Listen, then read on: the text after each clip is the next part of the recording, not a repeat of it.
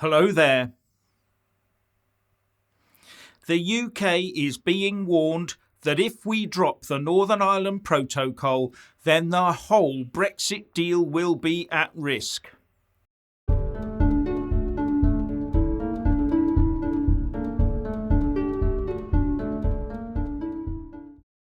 The Irish Foreign Minister Simon Coveney has warned Boris Johnson that the Northern Ireland Protocol had better stay in place or the EU will drop the whole Brexit deal.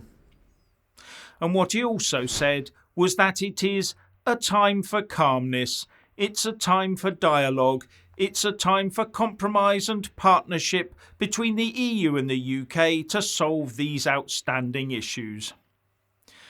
Well, Mr. Coveney, we've been telling your lot about all the problems since Brussels got all hardline about the protocol, which was from day one. The protocol, if it is to work and meet the expectations of the Belfast Agreement, needs delicate and nuanced handling. Not Eurocrat and Dublin size 10 hobnail boots trampling all over it. With Dublin hoping that it will result in detaching Northern Ireland from the rest of the UK, while Brussels wants to try and force the UK to sign up to its single market rules in the search for an easy life. And neither Dublin nor Brussels gives two hoots about the unionist community that actually lives in Northern Ireland. And according to Dan Hannan writing in the Telegraph, trade between Great Britain and Northern Ireland is equivalent to 0.0008% of the EU's GDP.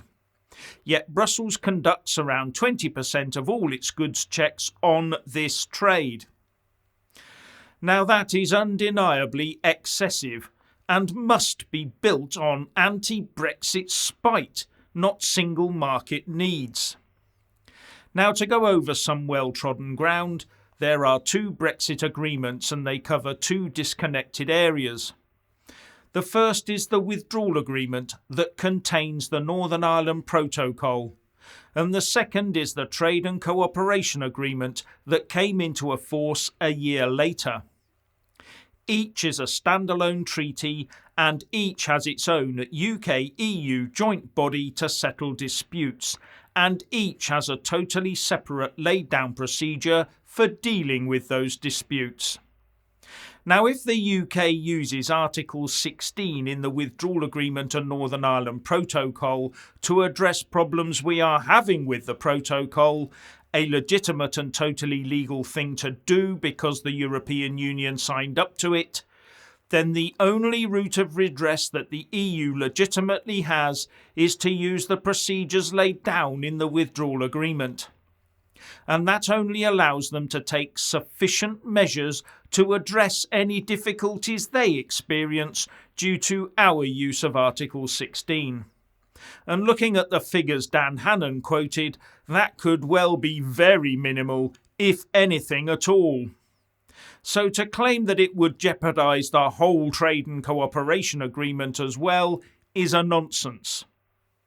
Now, the Trade and Cooperation Agreement, or TCA, comes up for joint review every 5 years.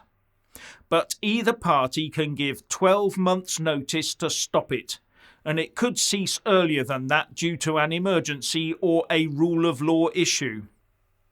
Now, to claim that the UK's lawful use of Article 16 goes against the rule of law is totally nonsensical. So we're left with the threat from Coveney that the EU will just hand the UK 12 months' notice. Not a very secure international multi-billion-pound deal, is it, if one side can threaten to terminate it in 12 months and throw much of their exporters under the bus just as they're trying to recover from a pandemic. And remember, it's the European Union threatening to do this, not the UK. I wonder what the French fishing community and the German car manufacturers, for example, would say about that. Also, the withdrawal agreement and protocol are set up to be changed when necessary. They are not set in stone for all time. and claims on the EU side by Maros Šefčovič that he doesn't have the mandate to change anything says to me that the EU is not meeting the requirements of the withdrawal agreement regarding its inbuilt flexibility. Further, I thought that the two co-chairs had the authority to make joint decisions and recommendations about the protocol under Rule 9 of the Joint Committee. Ignoring that is just more EU trickery. Anyway, if the Northern Ireland Assembly votes it out in 30 months' time, the protocol could be gone in 4.5 years anyway. But we should not be letting the EU trample all over us in the interim. But somehow I get the feeling that Boris will allow just that, even with an Act of Parliament in place to deal with it.